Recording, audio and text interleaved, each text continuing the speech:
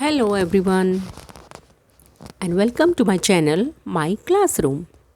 यहाँ हम सीखते हैं फर्स्ट स्टैंडर्ड से फिफ्थ स्टैंडर्ड तक हिंदी एंड इंग्लिश और यहाँ हम कवर करते हैं ICSE एंड CBSE दोनों बोर्ड्स की बुक्स।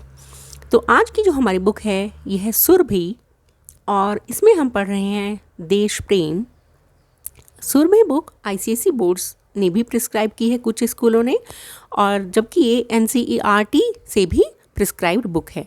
तो जिन स्कूल्स में ये सुरभि बुक उनके इस करिकुलम में है तो वो बच्चे यहाँ से पढ़ सकते हैं। तो चलिए हम देखते हैं देश प्रेम लेसन के शब्दार्थ एंड कुछ एक्सरसाइज। तो हम शुरू करेंगे वर्ड मीनिंग यानी शब्द अर्थ। तो सबसे पहला है ज्ञान। तो ज्ञान का मतलब होता है जानकारी।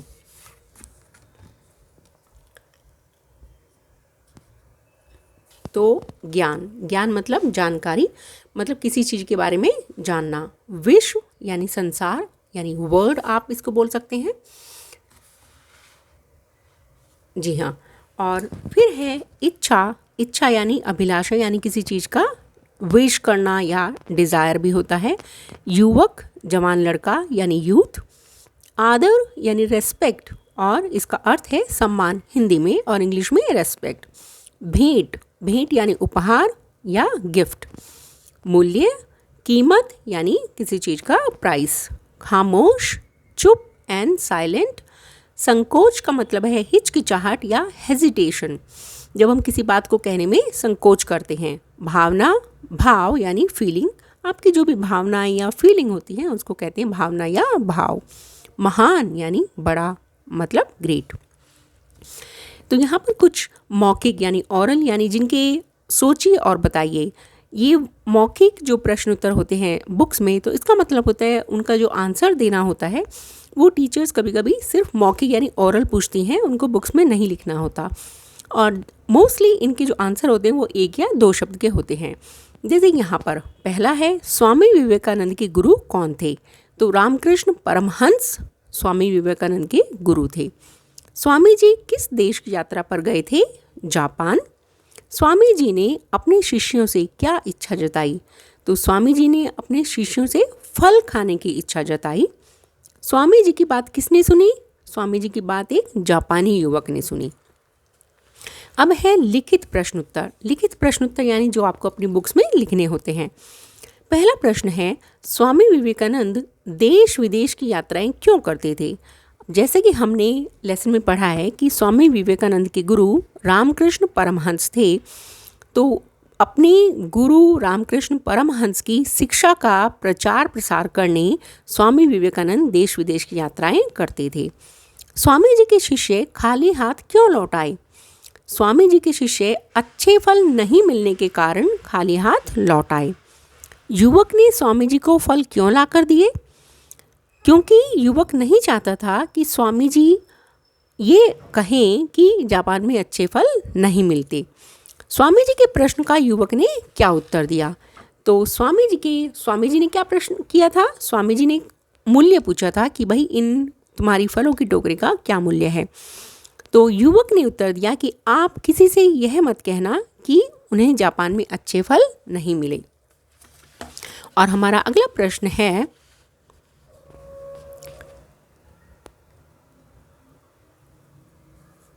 सबसे महान भावना कौन सी है? सबसे महान भावना देश प्रेम की भावना सबसे महान भावना होती है। अभी कुछ और हैं। बॉक्स से सही शब्द चुनकर रिक्त स्थानों की पूर्ति कीजिए। मतलब ये कुछ फिल इन द ब्लैंक्स जैसे इंग्लिश बुक में होते हैं, ऐसे ही ये हिंदी में है। यहाँ पर एक दिन वे डैश कर रहे थे, तो यहाँ पर कुछ शब्द हैं जो हमें सही शब्द से ये सेंटेंस पूरा करना है। एक दिन वे कर रहे थे रेल यात्रा। स्वामी जी ने अपने शिष्यों से फल खाने की इच्छा जताई। उसी समय वहाँ से एक जापानी युवक गुजरा। युवक फलों की एक टोकरी लेकर खरीद कर ले आया। स्वामी जी ने युवक से फलों का मूल्य पूछा। अब नेक्स्ट है दिए गए शब्दों से वाक्य बनाइए। ये आप शब्द खुद करने की कोशिश कीजिए क्योंकि ये सब बहुत आसान है। अब आगे है थोड़ा सा knowledge of grammar. The knowledge of grammar यानी ग्रामर, व्याकरण, हिंदी में हम इसको बोलते हैं व्याकरण। तो जो संज्ञा शब्द किसी विशेष व्यक्ति, वस्तु या स्थान के बारे में न बताकर उसकी संपूर्ण जाति के बारे में बताते हैं, वे जातिवाचक संज्ञा कहलाते हैं। अब यहाँ पर जातिवाचक संज्ञा एंड संज्ञा, संज्ञा आप सबको मालूम है, जैसे नाउन, नाउन जो होता है किसी भी चीज़ के बारे में बताना, जो किसी भी व्यक्ति विशेष का नाम जो होता है वो संज्ञा होती है, नाउन होता है। अब जातिवाचक, जातिवाचक होता है जो उसी तरह की, जैसे यहाँ पर है कि किसी विशेष व्यक्ति के बारे में न बताकर उसकी संपूर्ण जाति के बारे में जो बताता है तो उसे जातिवाचक या इंग्लिश में हम कॉमन नाउन भी कहते हैं। अब इसका उदाहरण है, जैसे हम बोले हैं कि हॉस्पिटल, एक है अपोलो हॉस्पिटल, तो जब हम हॉस्पिटल का नाम बता रहे हैं अपोलो, तो अपोलो वो नाउन हो गया है हॉस्पिटल का, ठीक है, वो प्रॉपर नाउन है। अब जातिवाचक यानी हॉस्पिटल, तो हॉस्पिटल तो कोई भी हो सकता है, वो होता है कॉमन नाउन, ठीक है। तो ऐसे ही वाक्य में आए जातिवाचक संज्ञा शब्दों पर निशान लगाइए। हमारे देश में कई महापुरुष हुए हैं, तो महापुरुष बहुत सारे हैं, किसी पर्टिकुलर नाम नहीं है यहाँ पर, तो ये जातिवाचक है। स्वामी विवेकानंद श्री रामकृष्ण परमहंस के प्रिय शिष्य थे। अब रामकृष्ण परमहंस के बहुत सारे शिष्य थे, ठीक है, तो जब बहुत सारे थे तो वो कॉमन नाउन यानी जातिवाचक, और स्वामी विवेकानंद क्या है, प्रॉपर नाउन है यहाँ पर, क्योंकि वो एक आदमी का नाम है। रेलगाड़ी एक स्टेशन पर रुकी, यानी स्टेशन यानी कोई भी स्टेशन हो सकता है, तो वो जातिवाचक हुआ। उन्हें कहीं भी फल नहीं मिले, फल अगेन जातिवाचक है यानी कॉमन नाउन, क्योंकि कोई भी फल हो सकता है, आम, आपका सेब, केला, कोई एक पर्टिकुलर नाम नहीं है यहाँ पर। युवक की आंखें भर आईं, ठीक है, तो यहाँ पर भी आप युवक भी एक जातिवाचक संज्ञा है यहाँ पर, क्योंकि कोई भी युवक हो सकता है। वाक्यों में आए सर्वनाम शब्दों को रेखांकित कीजिए। सर्वनाम यानी प्रोनाउन, प्रोनाउन यानी जो हम संज्ञा के स्थान पर इस्तेमाल होता है उन शब्दों को कहते हैं प्रोनाउन। तो यहाँ पर है वे देश विदेश की यात्राओं पर जाते थे। कौन? वे। यहाँ पर हमने किसी का नाम नहीं बताया, इसलिए वे सर्वनाम है। वह युवक दौड़ता हुआ आया, अगेन किसी युवक का नाम नहीं है, अगेन वह भी सर्वनाम है। उसे चुप देख स्वामी जी ने अपना प्रश्न दोहराया।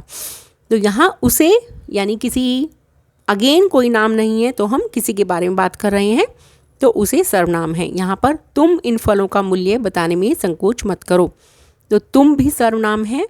आप अपने देश में किसी से न कहें, आप यानी अगेन तुम, ये भी एक सर्वनाम है।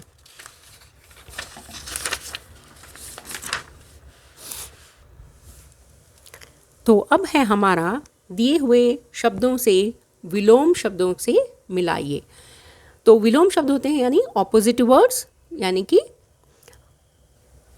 अब यहाँ पर है देश, देश का ऑपोजिट हुआ विदेश। दूर का मतलब पास यानी ऑपोजिट उसका। गुरु का ऑपोजिट शिष्य। आना जाना। इच्छा, इच्छा का है अनिच्छा।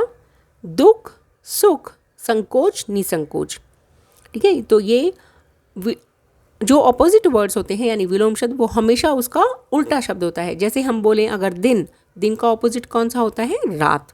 तो ऐसे ही जो विलोम शब्द होते हैं वो हमेशा उससे ऑपोजिट, मतलब जैसे सफ़ेद का हुआ काला। जैसे देश विदेश। दूर का मतलब कोई चीज़ बहुत दूर है, तो जो हमारी चीज़ पास में है वो उसका ऑपोजिट हो गया। तो इस तरह से आज हमने पूरा किया है इसकी सभी एक्सरसाइज और प्रश्नोत्तर। तो अगर आपको कुछ भी समझ में नहीं आया है या कुछ आप दोबारा से समझना चाहते हैं तो प्लीज़ मुझे कमेंट बॉक्स में लिखिए, मैं उसको दोबारा से समझाने की कोशिश करूँगी। और अगर आपको मेरा वीडियो अच्छे लगते हैं तो प्लीज़ लाइक कीजिए, अपने फ्रेंड्स के साथ शेयर कीजिए और सब्सक्राइब कीजिए मेरा चैनल, तो आप अच्छी यहाँ से सब कुछ सीखते रहें। तो मिलते हैं अपने नेक्स्ट वीडियो में, तब तक के लिए बाय बाय।